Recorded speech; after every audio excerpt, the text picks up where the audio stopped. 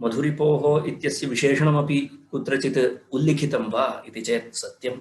स्वेच्छया केसरिणः, सः केसरी सत्यं, किन्तु परतंत्रतया न केसरी, यथा नाटकादिषु भवति। आपको याद होगा बाल्य में, स्कूल में जब आप थे या जब आप होंगे तो कुछ नाटक वगैरह कराया होगा, और उस नाटक में वहाँ के टीचरों को जो है एक निर्देश दिया जाता है कि कोई भी बच्चा नहीं छूटना चाहिए, भले ही उसको नाटक में रुचि हो या ना हो, कोई भी बच्चा जो है छूटना नहीं चाहिए, सब बच्चों को जो है स्टेज पर दिखाना है। यही हो रहा है आजकल, यही होता है, ठीक है। उस बच्चे को उसमें आसक्ति नहीं है, इंटरेस्ट नहीं है, फिर भी उसको नाटक में डाल देते हैं। तो क्या करते हैं, वो तो कुछ अभिनय तो नहीं कर पाएगा, क्योंकि उसको उसका मन ही नहीं है, तो अभिनय कैसे करेगा। तो उसको क्या कहा जाएगा कि देखो तुम्हें कुछ करना नहीं है, तुम पेड़ बन के ऐसे खड़े रह जाओ, पूरे नाटक भर जो है तुमको पेड़ बन के खड़ा रहना है। पेड़ क्या करता है जी, पेड़ कुछ कुछ नहीं करता, वो ऐसे खड़ा रहता है। उसी प्रकार किसी को सिंह बना देते हैं। तो यहाँ पर जो सिंह बनता है ना, वो परतंत्र केसरी होता है। वो भी केसरी ही है, जान रहे हैं, वो भी केसरी ही है, पर वो परतंत्र केसरी है, अथवा परेच्छा केसरी है, परेच्छातः केसरी। किंतु भगवान जो है वो स्वेच्छा केसरी है। अच्छा, जो वास्तव में जो केसरी होता है, वन में जो घूमता है सिंह, वो किस प्रकार, किस कोटि में आता है जी? इन दोनों कोटि में नहीं आता है, वो तीसरे कोटि में आता है। तीसरी कोटि कौन सी है? कर्म केसरी। 3 प्रकार की केसरियां होती है, विमल वालों को मत बताइए।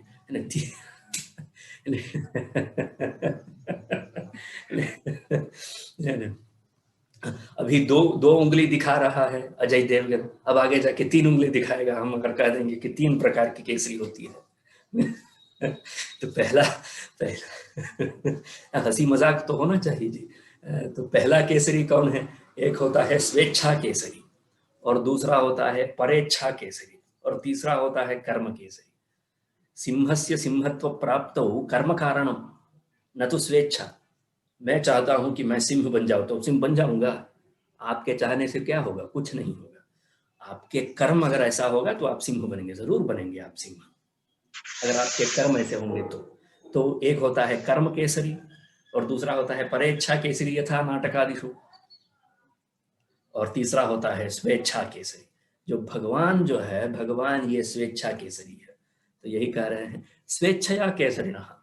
तो आगे लिख दिया, जो मैंने ये उदाहरण हंसी मजाक में जो कहा था ना, जो 3 कोटि बताया था आपको, ये कल्पित नहीं है। तो आगे देखिए क्या लिखते हैं अभिनव गुप्त जी, न तो कर्म पारतंत्र्येण नापि अन्यदीय इच्छया। अन्यदीय इच्छा का उदाहरण क्या है? वही परेच्छा, परेच्छा अन्यदीय, करना।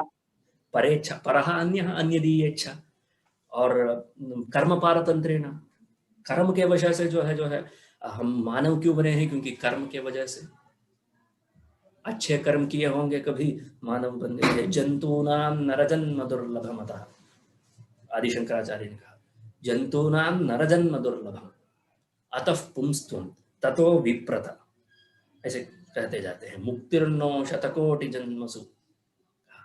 तो ये सब बाद में देखा जाएगा। तो कर्म पारतंत्रेणापि केसरित्वं नास्ति भगवतः, अन्यदीय इच्छयापि नास्ति।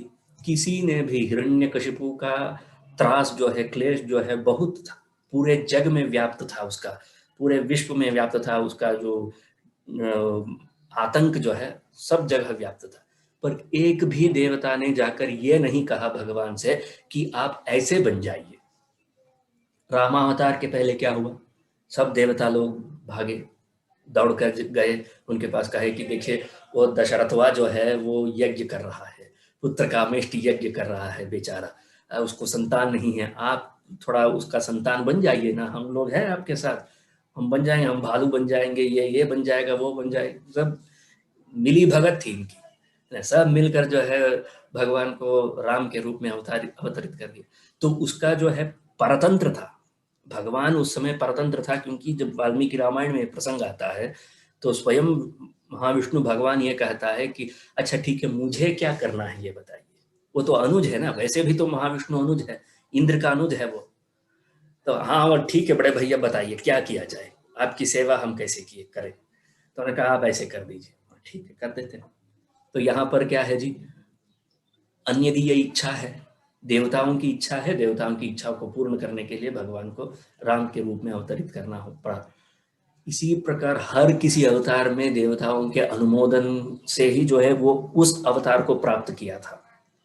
अब वामन अवतार को ले लीजिए, कश्यप को, अदिति को इच्छा थी कि भगवान को मुझे बालक के रूप में प्राप्त करना है, सर इच्छा है ना, उसकी इच्छा के वजह से जो है उसको ऐसा अवतार करना पड़ा। ऐसा कौन सा आदमी था जो ये चाहता था कि भगवान नृसिंह बन जाए? कल्पनातीत है जी नृसिंह। तो यथा साहित्य रसः तथा नृसिंह भगवान, साहित्य में जो रस होता है वो किसी की कल्पना में आती है। ऐसा कौन है जिसको ये कल्पना होगी कि ऐसे कहेंगे तो ये रस हो जाएगा? ऐसा कुछ नहीं होगा। इसीलिए तो मैं कहता हूँ कि नृसिंह भगवान एव साहित्य शास्त्र से अधिदेवता। तो इसीलिए साहित्य पढ़ने में जो है डरने की आवश्यकता नहीं है। नृसिंह है जी आप, आपको देखकर डरेंगे लोग। चलिए ठीक है। अपि तु विशिष्ट दानव हननोचित तथा विधेच्छा परिग्रहोचित्यादेव स्वीकृत सिंह रूपस्य इत्यर्थः। ये बाद में देखते हैं, कल देखते हैं इसको, बहुत ज़्यादा हो गया। हम सोचे थे कि इसको सिर्फ आधा घंटा ही पढ़ाएंगे, पर ठीक है, कितना समय हो गया, अभी इतना ही हुआ होगा। हाँ ठीक है, काफ़ी है इतना, धीरे धीरे 4-5 लाइन बढ़ेगा तो काफ़ी है ना, कोई दिक्कत नहीं है।